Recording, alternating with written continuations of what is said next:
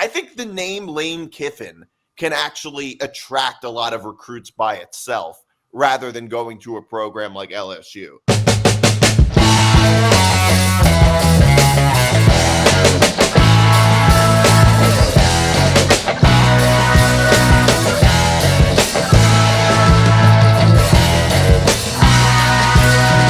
Hey, what's up, everybody? I'm Nick DiMartino. That's Johnny Montalbano. This is another edition of Moving the Goalpost. You can follow us across social media at MTGPETB. You can follow the Empty the Bench Network across social media at ETB Network. You can follow me on Twitter at Nick DiMart and Johnny at Montalbano NY.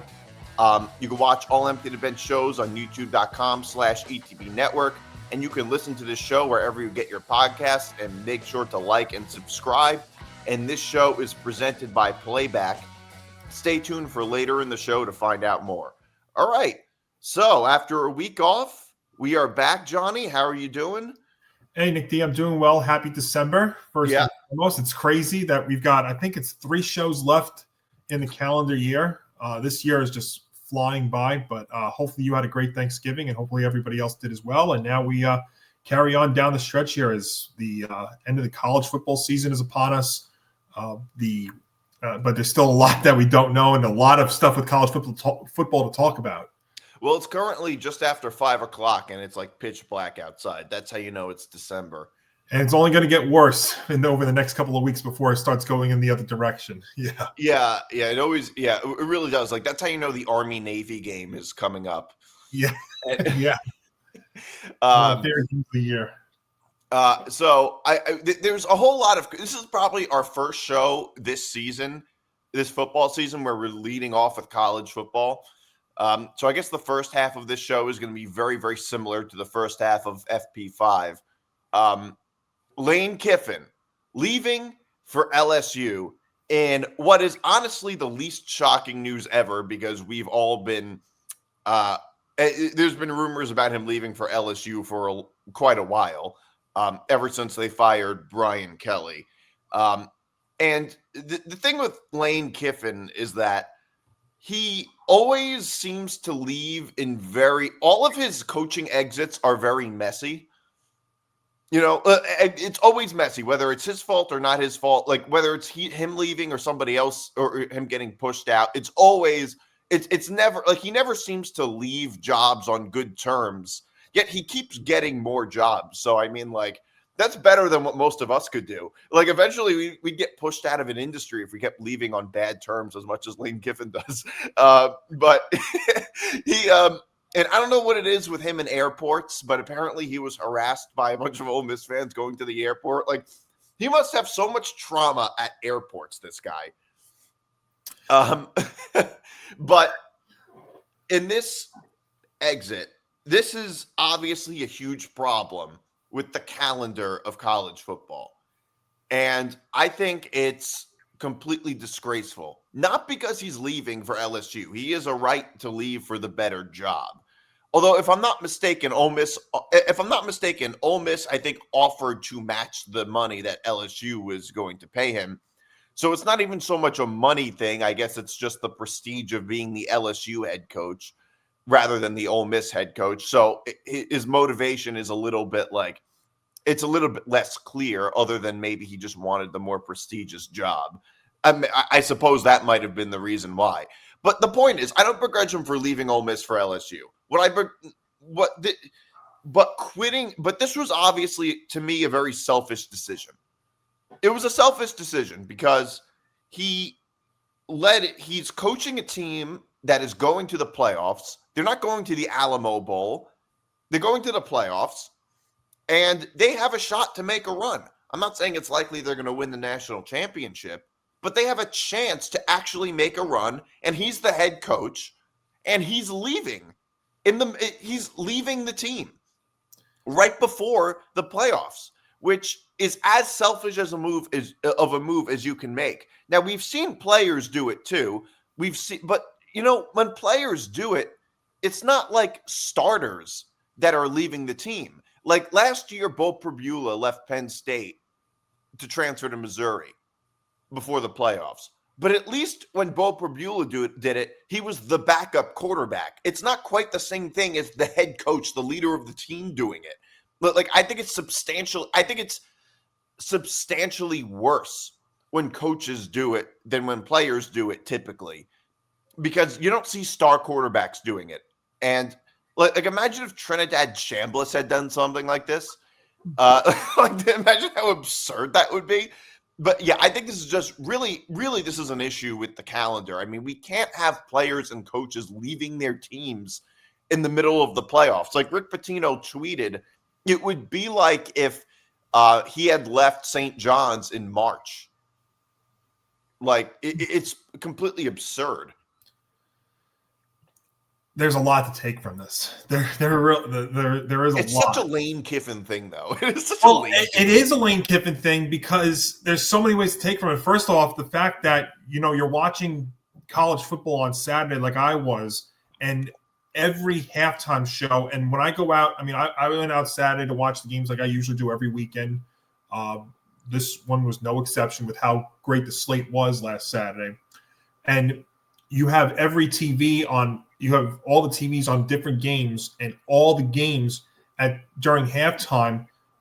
It wasn't so much about the game that they were on. It was about Lane. We were on Lane Kiffin watch, and that was a decision that was going to be imminent about him. And here it was, like it would be in the 12 slate. It would be in the 12 o'clock slate. It would be in the mid-afternoon slate, the 3 p.m. slate, and then at nighttime. And then there's still nothing going on. And then I'm getting ready to go to bed. I go to bed about halftime of the Alabama-Auburn Iron Bowl game, and I'm figuring I'm going to wake up in the morning to a decision. It might be a late-night decision, and yet there's still no official word yet until about, late Sunday morning, about a couple of hours before the NFL slate had started. So literally, this was like a 24-hour, I mean, more so, but especially 24-hour thing involving him. And like you said, this is very Lane Kiffin-esque in terms of the amount of coverage that he got, in terms of the attention that he got, in terms of how it was – from the decision to the airport and everything in between, the interview with Marty Smith, who had done a phenomenal job, by the way, of covering the story there. So yes, there's so many things, and it looks really bad. I mean, look, I think you had said this. I'm not begrudging him for going to another job. Look, all the coaches have that, that's their prerogative. They're allowed to go to wherever they want. It's the timing of this that's just terrible. And if you're, who I really feel bad for are the Ole Miss students, the athletes, the football team, the players, because here they are, in maybe the best spot that they've been in quite some time. I mean, maybe ever.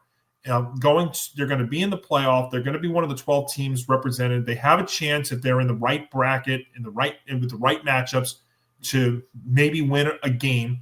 And Lane Kiffin leaves. I mean, how does the interim coach go in there, try and develop a plan with now 2 weeks before the first games? The first round is 2.5 weeks away on the 19th.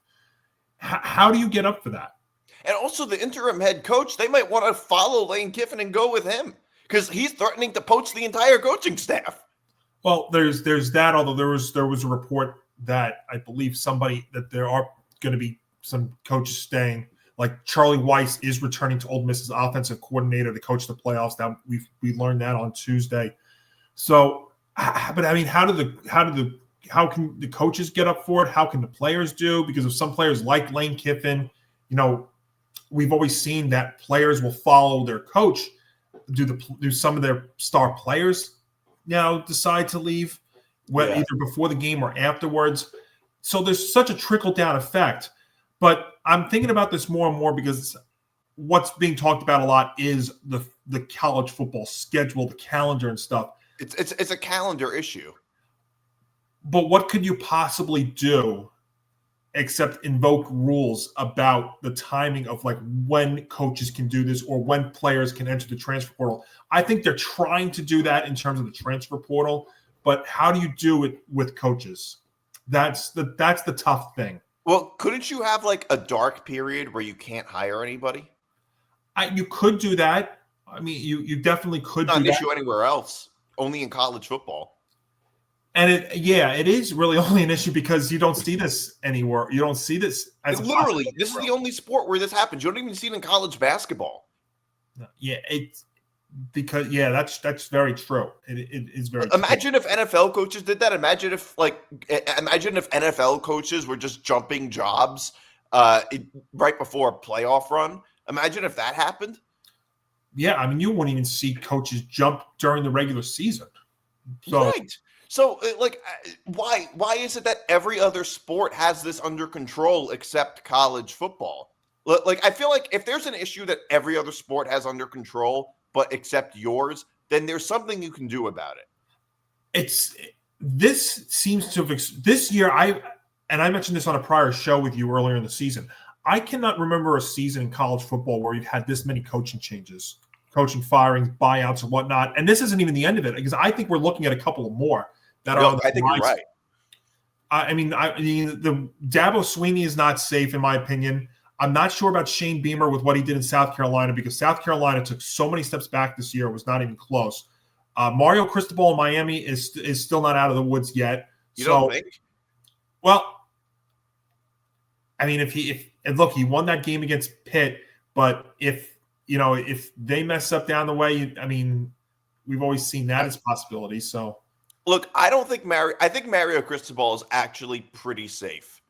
And I think Dabo Swinney is safer than most people think he is. Now that's a perfect setup for the coldest take ever. By the time the show comes out, Dabo Swinney is going to get fired. Now because I'm on a show. Yeah, I really do believe that Dabo Swinney is actually a little safer than people say, and I could be totally wrong about that. But I also think that I feel like if Clemson was in the SEC, Dabo Swinney's job would be less safe. But I think just in weaker conferences, coaches are just safe. Coaches' jobs are a little safer, and they might be very loyal to him. I don't think Clemson is the same program as LSU, for instance, that is very much a "what have you done for me lately" business. And Dabo Swinney, like Clemson, if LSU, like it's kind of like how LSU under Brian Kelly didn't cut it for LSU. Clemson, I think, is a little different. I think Clemson has the attitude of how we were under Dabo Swinney. It doesn't cut it, but I think we have faith in him to make it better. Maybe they shouldn't, because Dabo Swinney is not a good head coach for this current environment with transfer portals. He's not good with the transfer portal or NIL. But I think Dabo Swinney's job is actually safer than people say it is. It would not stun me if he keeps his job. I mean, the one name that actually surprised me was Mike Norvell, that kept his job. But you're right. There's a whole lot of coaching changes this year. The coaching carousel this year is totally absurd. And like Lane Kiffin, now I'm just trying to think of his motivation for this. Because like we said, Ole Miss offered to match the money that LSU was offering him. So I think, and the truth is, in today's world of college football, coaches don't need to jump around as much as they used to. Like you can, like Lane Kiffin could win a national championship at Ole Miss, just like Curt Cignetti could win a national championship at Indiana. He doesn't have to go to Penn State to win a national championship. So I don't know exactly what his motivation was. I'm assuming he just wanted the more prestigious job. Maybe he thinks he can recruit better at LSU. I don't even know how true that is, honestly. I think the name Lane Kiffin can actually attract a lot of recruits by itself rather than going to a program like LSU. In terms of the coaching changes this year, I think a lot of programs feel like they're in, especially in the SEC, feel like they're in a state of desperation, and desperate times call for desperate measures. I mean, Kentucky fired Mark Stoops. I never thought Mark Stoops would ever get fired. I guess he couldn't reach Kentucky's very high standard of 6 wins. Bowl game, yeah. Bowl game. Just go 500 and make a bowl game. And that was good enough for Kentucky. Like, that's why it's so funny watching some programs just be totally satisfied with mediocrity forever. Like Iowa under Kirk Ferentz. He's been there since 1999. Iowa this year is like the best they've ever been, probably, or at least maybe the second best Iowa team since 1999, other than maybe the team from 10 years ago. And Iowa's just cool with it. Like, they're like, yeah, this is great. Yeah, the standards for a lot of these schools. But, just going back to Lane for a second, I think the other thing, too, is the SEC, and I think you said this, the SEC is like a totally different conference than everybody else. It's like it's its own super conference in that your standards and your expectations are so much different than everybody else. And that's probably why. It's a good point with Dabo. I just feel like what I was thinking with Dabo was because it seems like Clemson just is going in the wrong direction over the last couple of years. Like you said, they don't use the transfer portal. They don't use the transfer portal. The NIL stuff's not working. Their recruiting is not as strong as it used to be. I don't think they've ever gotten back to the level where they were with Trevor Lawrence and Travis Etienne. They've been struggling to find the quarterback and the running back since those two both went pro. But that's why I wonder if Dabo maybe has one more year. I thought he would have been gone this year, especially with what had happened, the way some of his losses and the way they had played this year. But every conference is different, and we've seen this with Stoops. We might see this with some more, but this all seems to have exploded since the NIL stuff has happened. And that's where you've seen the players, go from school to school like it's nothing. And now we've seen these coaches go like it's nothing. And you would think with the 12-team playoff, you wonder how much the 12-team playoff also has something to do with this too.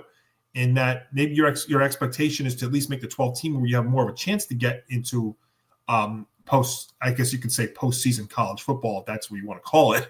But yeah, it's just wild. And yeah, Mark Stoops, I know he's been there for a long time. I know there were a lot of people that were Kentucky fans or alumni or whatnot that were coming out and almost in shock about all of this. But yeah. I mean, personally, I don't know any Kentucky football fans. I actually don't even know any Kentucky basketball fans personally, come to think of it. But because I don't know any Kentucky grads, like not many people from the Northeast go to Kentucky. Well, yeah, I think there's though like a Kentucky alum thinking when you think of Kentucky, I mean you think of longtime coaches, Stoops in football, Calipari in basketball. Yeah.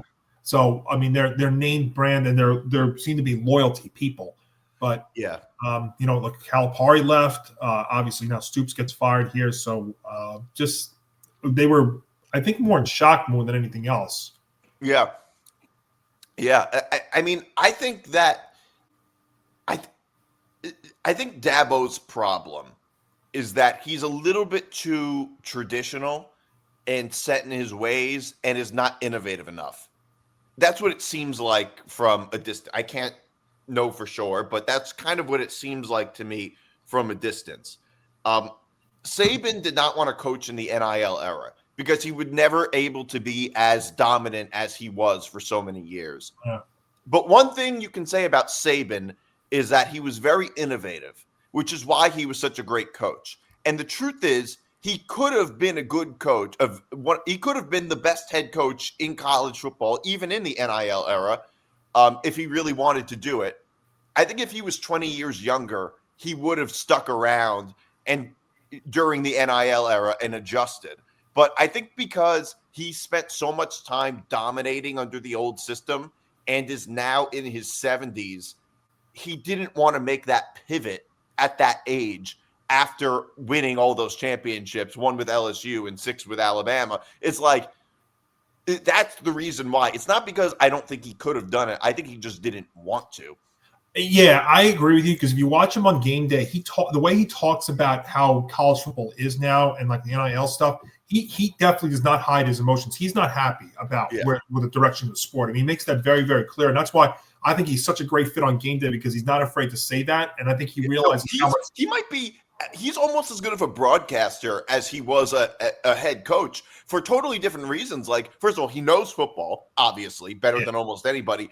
So, and also because of his status, people want to hear what he has to say. But it's also like his personality. His personality is perfect for TV. It is, and I'll tell you what. You know what also makes him great too? He's not a homer. Right. You know, if you watch him, whenever they're picking Alabama games or they're talking about Alabama, he'll critique them.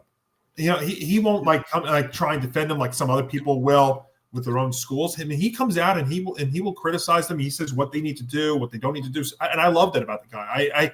He hasn't missed a beat. Game day hasn't missed a beat with him and McAfee and stuff. So I think that's they're in a great shape. But yeah, the college football, let's be honest, we know the day that NIL happened, it was not even the 12-team playoff. It's the day that the NIL stuff started. It was going to change the sport as we know it. And boy, it's not only now hit players, it's hitting coaches too. Right. And I think that, and for the most part, I think NIL is good for college football and good for college basketball.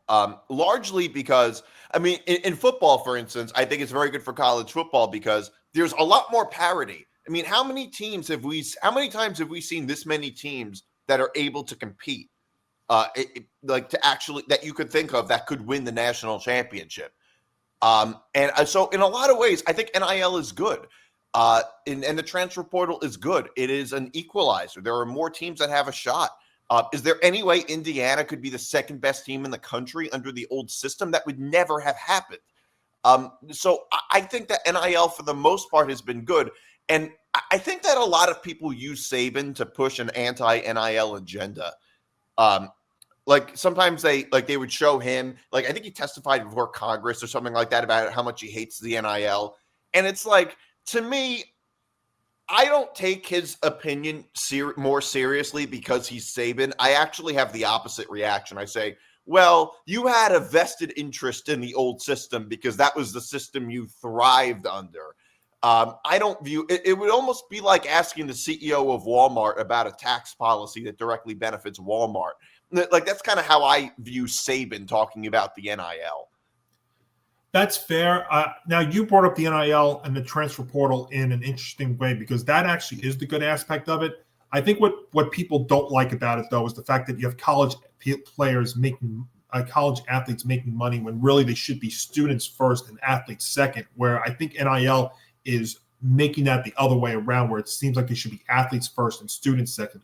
In fairness, the old system was the same way. You think players were really going to class any more than they are now? Well, it really wasn't any different then. I think it was a little bit more, and I like that during the broadcast they do show what like their GPA and what their majors are, because really, of course, the far majority of them don't become pro NFL players. I get that, but we have to remember first and foremost that these kids, first of all, they're kids. And second of all, they should be students first and athletes second. I feel like the NIL stuff is making it the other way around, especially when they're getting some kids, I should say, are getting NIL deals in high school.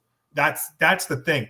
I think, though, from as far as like an on the field, like watching the games, talking about the games like we do here and like you do on a Forever Power 5, yes, then NIL is good.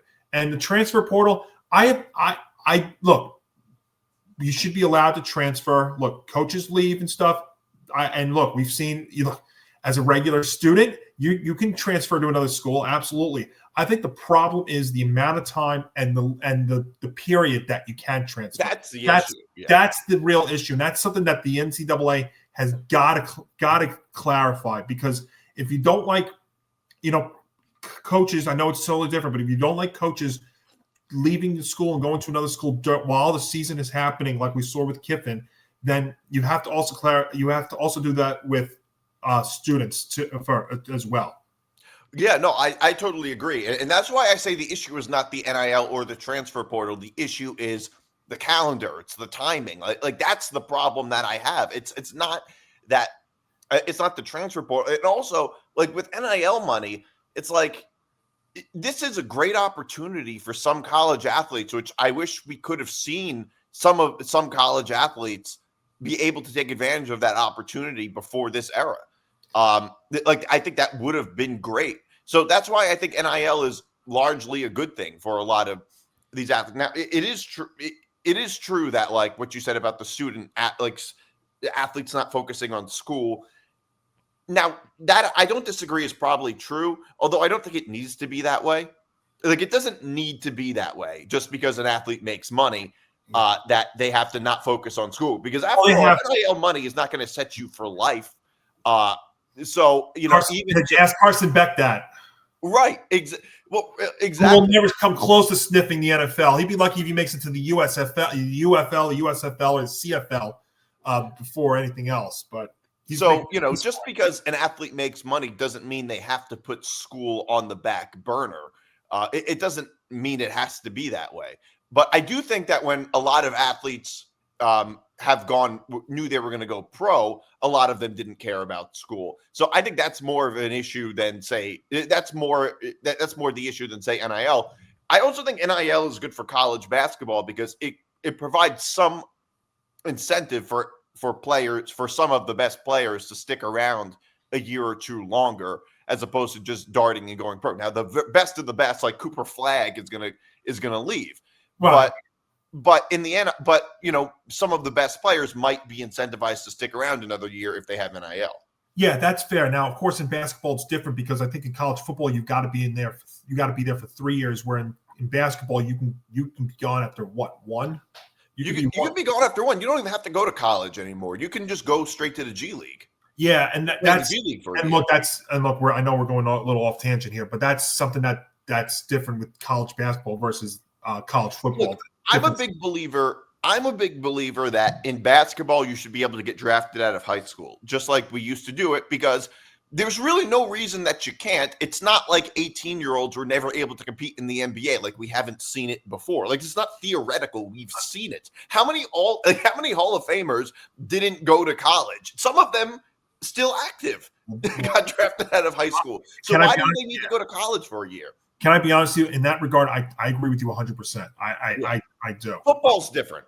An 18-year-old can't play in the NFL because there's a certain level of physical and mental maturity that they don't have yet. Absolutely. But basketball's way different. Just like in tennis. Basketball's like tennis. Like, basketball is a sport where it feels like athletes are older than they really are because they've been around for so long.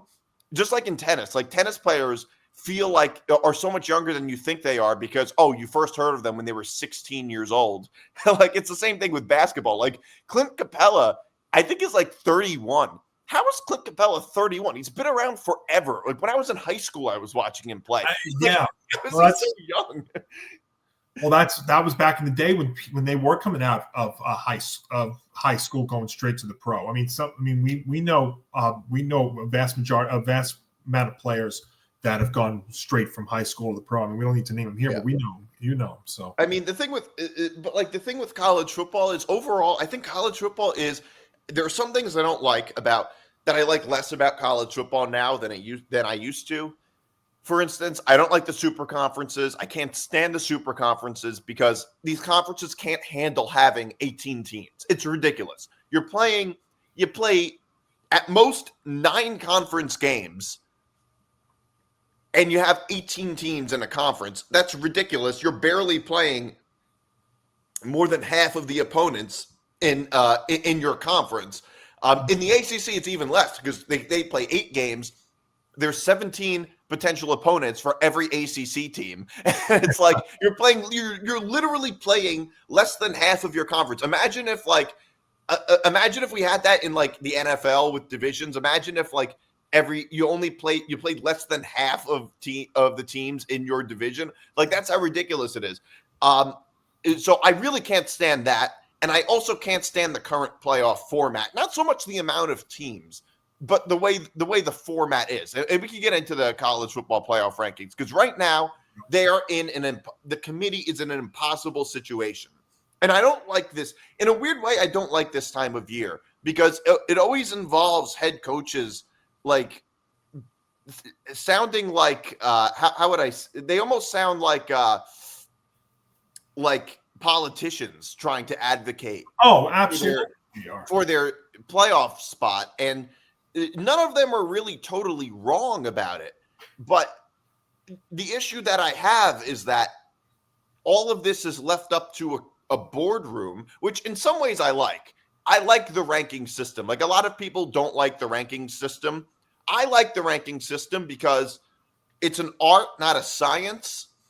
And I like rankings more than standings in a lot of ways because I like the nuance to it, and I like the whole argument about it. Like, we never argue about NFL teams because it's just standings. That's all it is, and that's all that matters. And it's totally black and white. In college football, what I like about that is that there's some level of nuance to it, and you can argue for each team, which I think I really do. think is good. But right now, the committee is in a very tough position for a multitude of reasons. One of them is that there's too many teams that really have a legitimate argument to get into the playoff. I mean, I think there's a solid 13 teams, actually even more than that if you include the automatic bids and the at-large group of 5 bid, that really you can make an argument should make the playoffs. And I think this is a product of two things. It's a product of the current format of the playoffs and the fact that these conferences can't handle scheduling to save their lives. Like, it is so unbelievably bad. I mean, look, even within conferences, it's one thing if the SEC teams play a tougher schedule than the ACC teams and the Big 12 teams, because I get that. But I mean, even within conferences, I mean, if you look at Texas A&M this year, Texas A&M is a very good team. But don't get me wrong, I think they're a very, very good team. However, there's almost no way that their schedule could have been easier this year. Of the 8 games that they played in the SEC, 7 of them were the bottom 7. And then they played Texas. So it's just like, could their schedule have been any easier this year? And in the ACC, none of the top teams are even playing each other. That's why Miami's not in the ACC championship. And realistically, Miami's the best team in the ACC. Yeah. Nobody can seriously disagree with that. But because they have to give the ACC champion a playoff bid, then Miami, there's a good chance, could get left out. Like, the committee right now is an impossible position. And I remember when the playoff was expanded to 12 teams, people thought that, like, it would lead to less conflict because there's more teams. That's not true. It's led to more conflict because arguing the 12th best team is so much harder than arguing the 4th best team. Well, it's a combination of not only that, but then the way they decide the 12 teams, where you have the conference champion, the top 5 champions, and then you have the remaining teams, and you have to have like the Notre Dame or something like that. Now, look, I'm a Notre Dame fan, and I think Notre Dame is the one that's throwing this whole thing off. I really do, and I'm saying that I'm watching the games. Some people are jokingly harassing me when I go out about it, and I'm like, look, guys, I can't defend this. I said, look, I think we are the ones that are really throwing this whole thing off, because I mean, look, since our 0-2 start, we've played well. I mean, we've played a couple of decent teams along the way, like USC and Pitt, but I mean, it's not anything to really write home about. I mean, they've looked a lot better, but I mean, that's Notre Dame's the one I think that's really throwing this off. Actually, I disagree a little bit. Well, they're one of them. I disagree a little bit. You know who I think is throwing it off? Oklahoma and Texas. Well, both of those teams are throwing it off because they don't make any sense. I agree, but Notre Dame, I feel like, is getting more love as well because I think it's a name brand thing. You know what? To a degree. I think that's exaggerated, honestly, because all the teams they're competing with are also big name brands. So it's hard for me to say. I just don't think that's the reason why. I do agree that the committee definitely has a big brand bias, but it's hard to argue they have a big brand bias in favor of Notre Dame when all the teams that they're being compared to are also big name brands. So not just Notre Dame, I think, too, when you say that. I think we've had years past where teams have gotten in based on name brand. Right. Well, no, it's not just Notre Dame. Like, people think that the committee has this SEC bias or they have this Notre Dame bias, but in reality, I think that the committee is far less biased than the public is. Like, I think a lot of what the public says is just projection. The public is far more biased against Notre Dame or against the SEC, or at least the people making those claims, than the committee actually is. I think like SEC bias, I always thought was very overstated. It's just that the SEC has a lot of good teams. Like, that could also just be the reason why. And this year, I'm actually a big believer in Notre Dame. I am not a fan of any team. I don't have any bias in favor of one team or any conference than another. Other than who I bet on, I really have no rooting interest whatsoever. So I am just as unbiased as you can get in college football. And I will defend like a lot of people are mad about Notre Dame being ranked ahead of Miami. And I just thought to myself, like, I'm going to defend the committee on this. I think Notre Dame absolutely should be ranked ahead of Miami. And just because they beat them head to head, I mean, it's not inherently egregious to put a team that loses to another team to rank them ahead of them. Proof of this is that Miami lost to SMU and Louisville, and they're ranked ahead of them. So, like, I don't even understand why that's so absurd. I mean, especially by the way, it's not even just that. Another example, which people aren't bringing up, is that Oklahoma is ranked ahead of Texas. Oklahoma is ranked ahead of Texas. Texas is a 3-loss team. Oklahoma is a 2-loss team. However, one of Texas's losses was week 1 on the road against the number 1 team. If you penalize Texas for having 3 losses, you are effectively punishing teams for scheduling tough non-conference games. So you can't. It's a little hard for me to see it that way.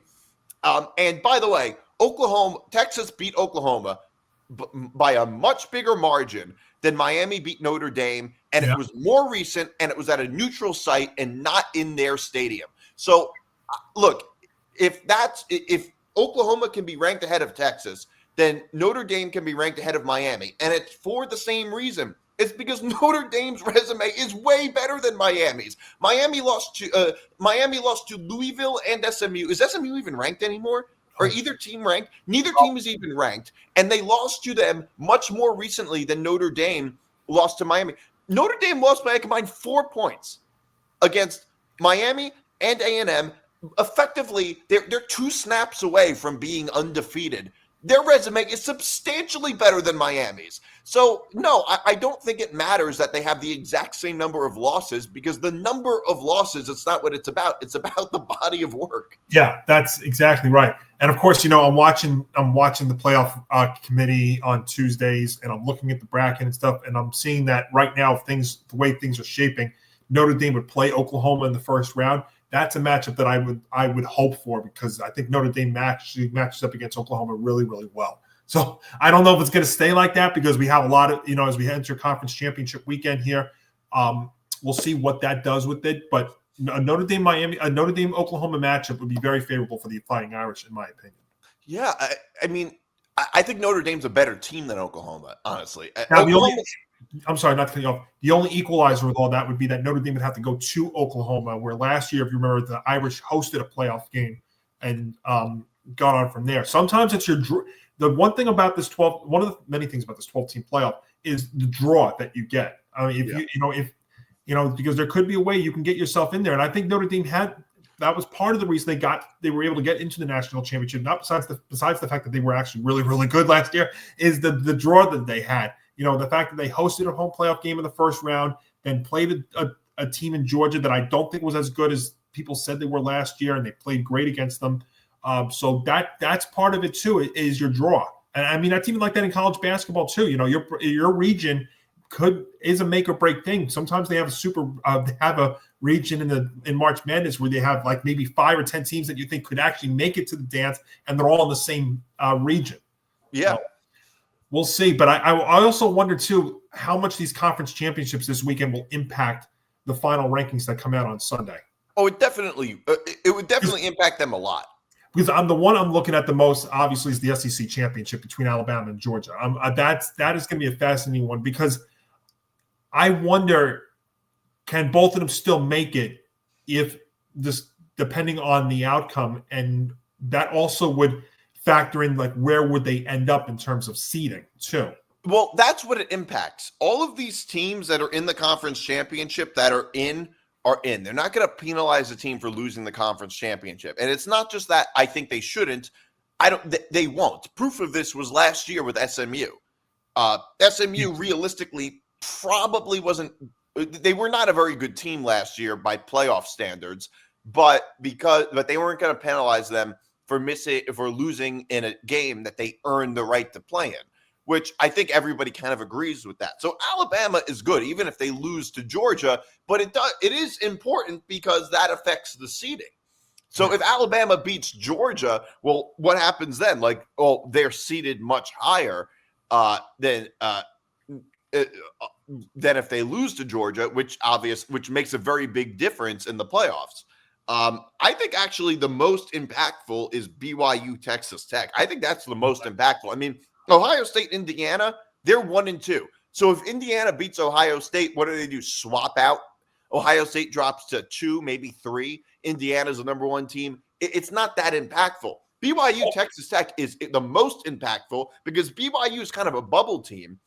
And by the time they come out later today, right? So we're doing this show on early Tuesday evening, and the playoff rankings come out almost just after we get off this recording. Perfect timing. Well, that's why you have Forever Power 5 later on in the week here. Right, so we can talk about it. Yeah, because this time of year is so busy in sports.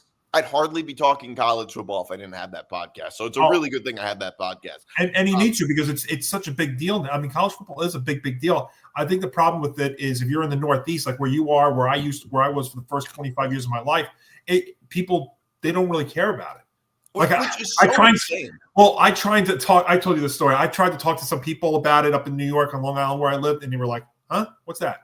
But it's not even just like casual sports fan. It's like big sports fans that don't know anything about college football. College football in New York is less popular than hockey. Yeah, it's 100% accurate. Yeah. Which is insane.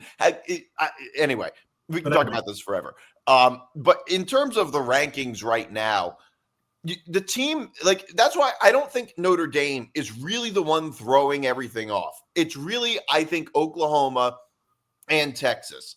And I also, and not only that, but also the ACC. The ACC and also the group of 5,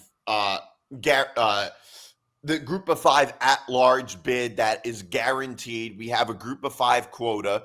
Now, in the current system, which I cannot emphasize enough, and I've talked about this for a million times on Forever Power 5, how much I can't stand the group of 5 automatic spot.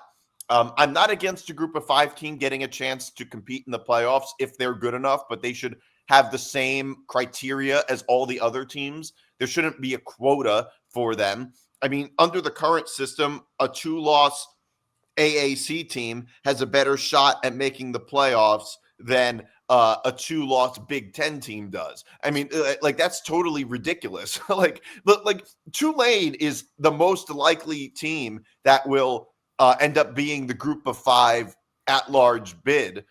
And they're playing North Texas in the conference championship game, and North Texas is favored. Imagine a Power 5 team not being the underdogs against North Texas.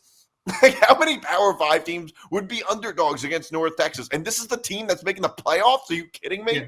North Texas, who now has a new head coach, by the way. Yeah. Yeah, so think about that. And if you're trying to talk, if you're trying to tell somebody, well, let him just get in. You never know. It's not college basketball. It's not even close. I mean, when Nick D predicts this game on his other show, and North Texas or Tulane or whoever is a 20 to 25 point underdog in the first round, just remember that. Yeah, and also it's like in college basketball, it's worth it because there's so many games going on at the same time that it doesn't matter if an NCAA tournament game is bad.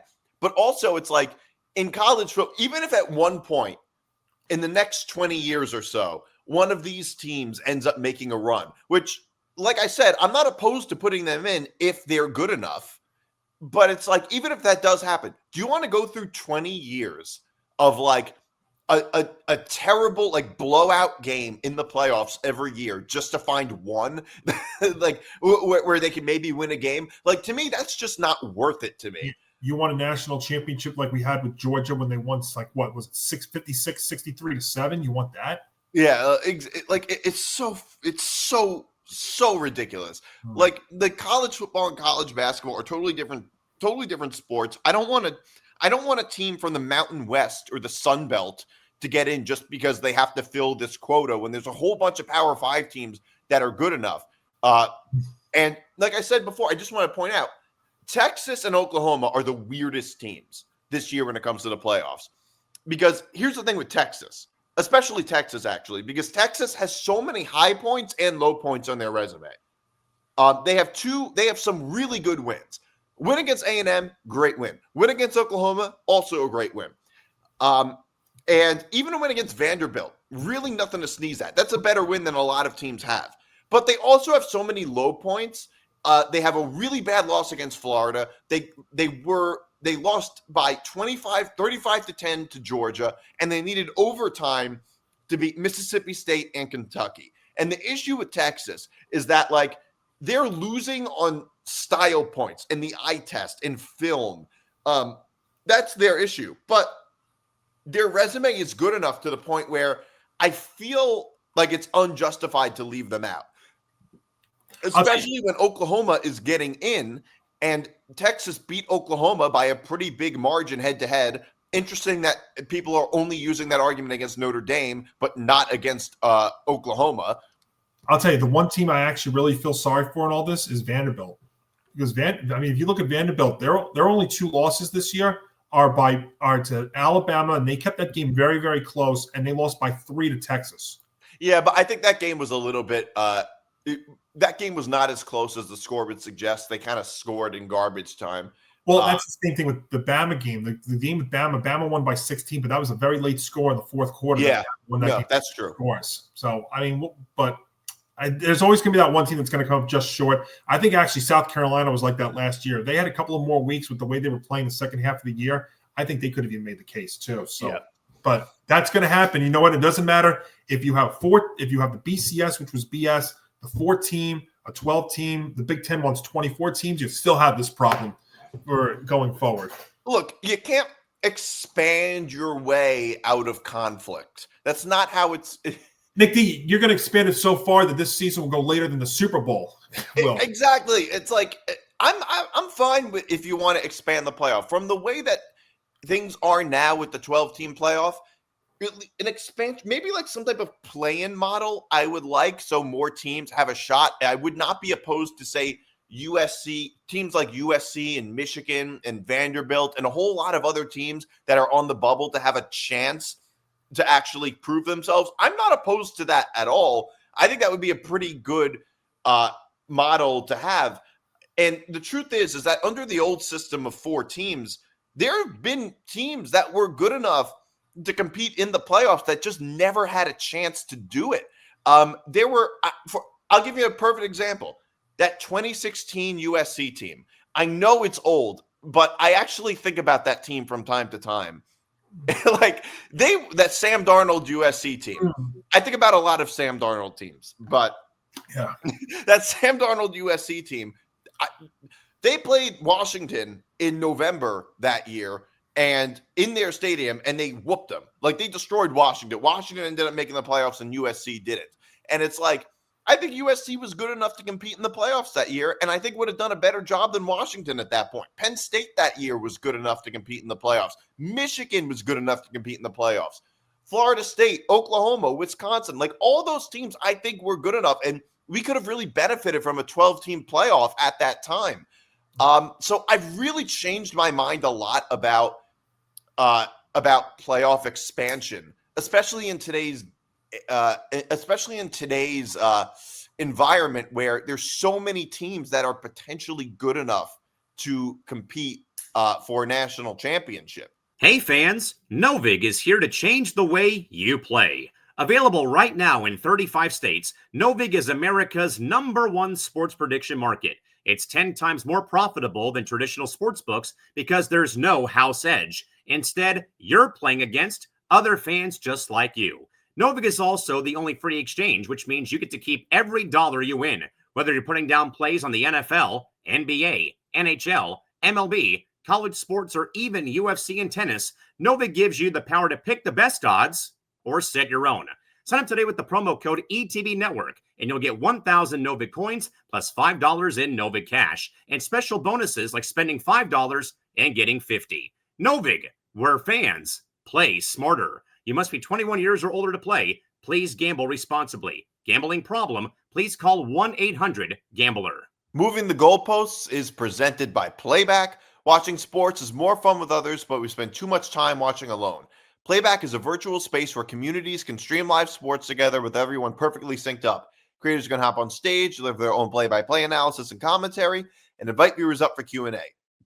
Playback makes watching sports fully interactive and a social experience. From playing fantasy sports, rubbing your favorite players and teams, and watching with the commentators and communities you care about.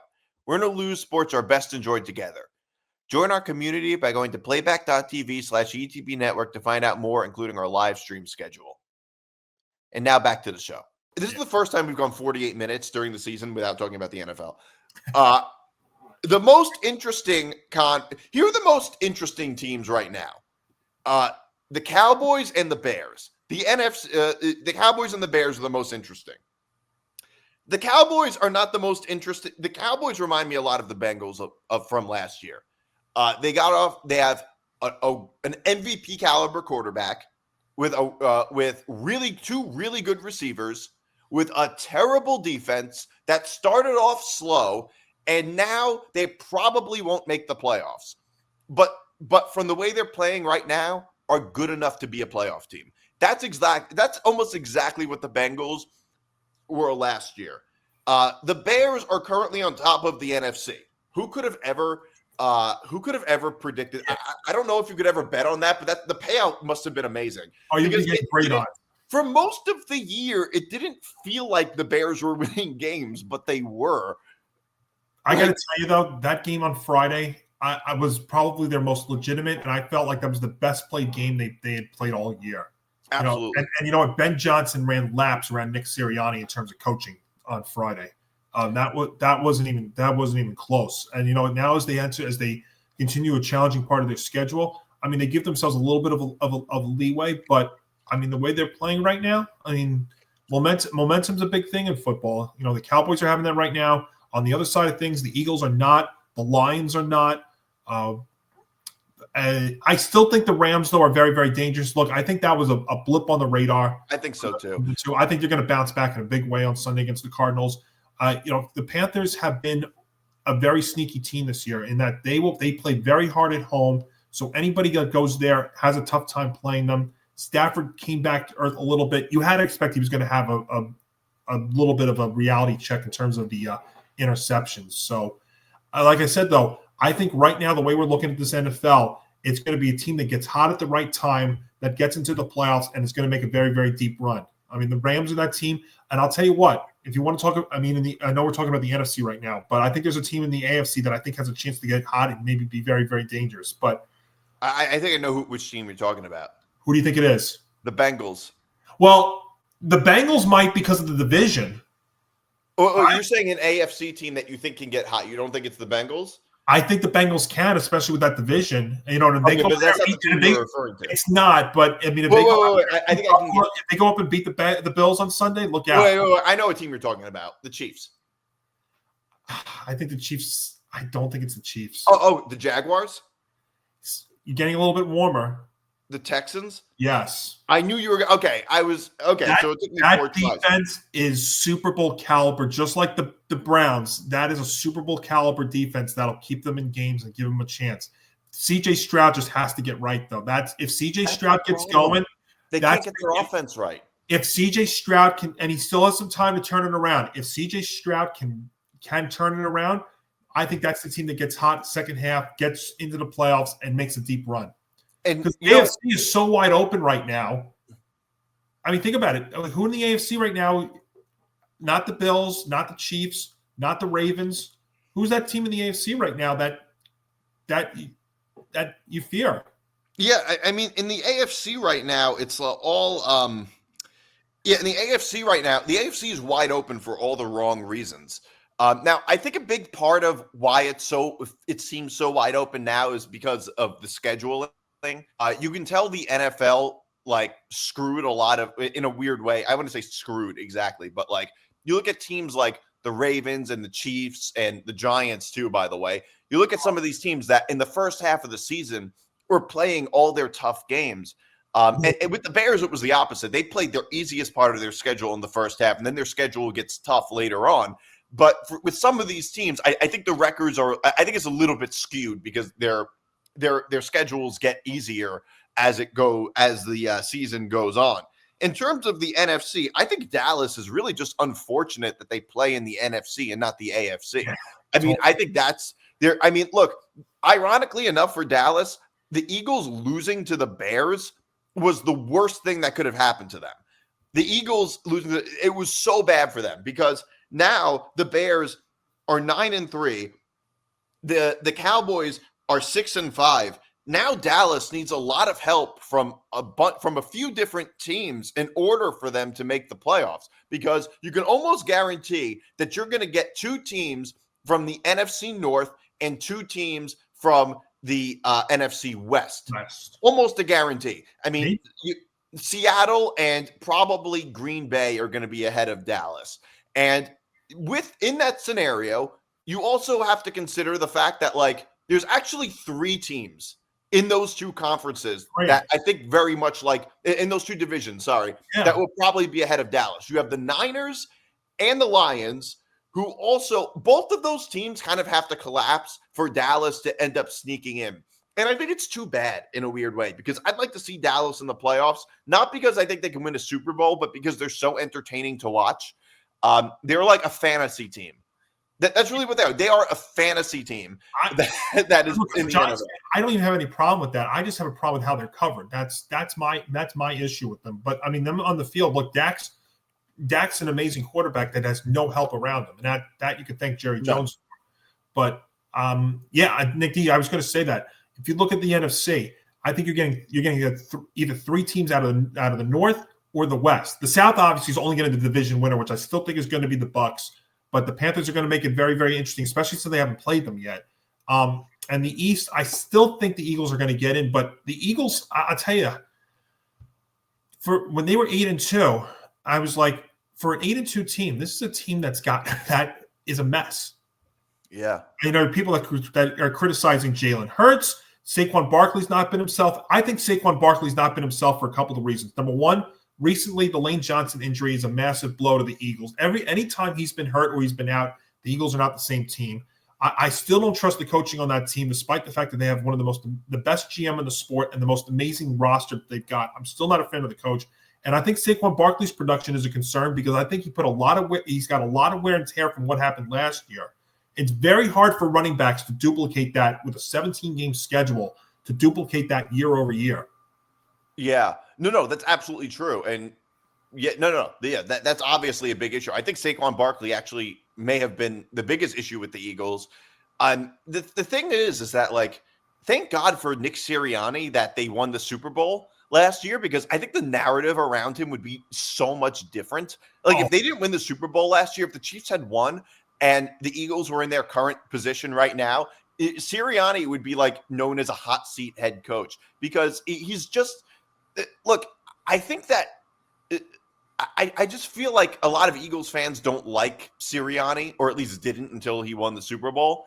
It's not that I don't think Jalen Hurts is the problem with the Eagles exactly. I don't think that's the case. I just think Jalen Hurts is a little overrated, but I don't think he's like the problem. He's still a better quarterback than the vast majority of teams have. Oh, absolutely. And you look at his record. I mean, it's hard to argue that.